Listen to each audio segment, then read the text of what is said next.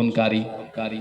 এই কথা যখন ইমানদার মুমিনরা বলছে, ভাই পৃথিবীতে এইসব করো না, এই যে পাথর দিয়ে মানুষকে হত্যা করো না, চাঁদাবাজি করো না, খুন ধর্ষণ করো না, তখন তারা বলে আমরাই তো এই বাংলাদেশটা সুন্দর করবে চাই। আমাদের কি ফির আবার অন্য কথা বলা হয়? আমরাই তো হচ্ছে সেই জাতি, সেই দেশ গড়ার কারিগর, যে আমরাই সবকিছু সুন্দর করবো, বলে কিনা। পাথর দিয়ে মানুষ হত্যা করে চাঁদা না দেওয়ার কারণে স্ত্রীকে বেঁধে স্বামীকে উলঙ্গ করে, স্ত্রীকে আবার ধর্ষণ করে। এক পরিবারের আহারে কি দেশ! চাঁদা না দেওয়ার কারণে কত দুর্ঘটনা ঘটে যাচ্ছে এই দেশে। তাহলে এটা কি তাদের নিয়ম?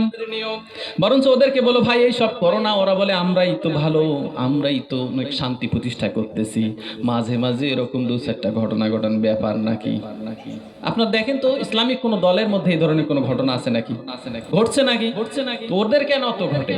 তার মানে তারা আমাদের কোরআনের আইনের মধ্যে নাই, তারা আল্লাহর এই কথাকে তারা অস্বীকার করতে চায়। পরক্ষণে আল্লাহ তাআলা বললেন, আলা ইন্নাহুম হুমুল মুফসিদুনা ওয়ালাকিন লা ইয়াশউরুন। জেনে রাখো নিশ্চয়ই তারা ফাসাদকারী, কিন্তু তারা বোঝে না। জেনে রাখো হে মানুষ, এই পৃথিবীর মানব সকল, তোমরা জেনে রাখো নিশ্চয়ই ওরা হচ্ছে ফাসাদকারী, ওরা হচ্ছে বিশৃঙ্খলা সৃষ্টিকারী। ওরা যদি ক্ষমতায় যায় এই বাংলাদেশকে পরবর্তী বাংলাদেশের চেয়ে আগামীর বাংলাদেশ আরো খারাপ করবে, নিশ্চিত এটা জেনে রাখো। সুতরাং আপনাদেরকে জানতে হবে, বুঝতে হবে আগামীর বাংলাদেশ কোন পথে যাবে।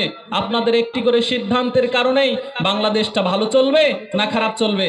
আপনি আপনার জায়গা থেকে যদি মনে করেন যে বাংলাদেশটা ভালো চলুক, তাহলে আপনারা এই যে বাংলাদেশে এখন ইসলামিক ঐক্য জোট হয়ে যাচ্ছে, ইসলামিক দলগুলো সবাই এক কাতারে আসতেছে, আপনাদেরকে সেই দিকে ভোট দেওয়া লাগবে। এটা আপনার আমানত। সুতরাং আসুন, আল্লাহ তাআলা আমাদেরকে যতটুকু কথা বললাম এই কথাগুলো বোঝার, উপলব্ধি করার এবং সেই অনুযায়ী আমল করার তৌফিক আমাদেরকে আল্লাহ তাআলা দান করুক। সে আশা কামনায় আজকের এই বিশাল তাফসীরুল কোরআন মাহফিলের আলোচনা শেষ করছি। ওয়া আখিরু দাওয়ানা আলহামদুলিল্লাহি রাব্বিল আলামিন।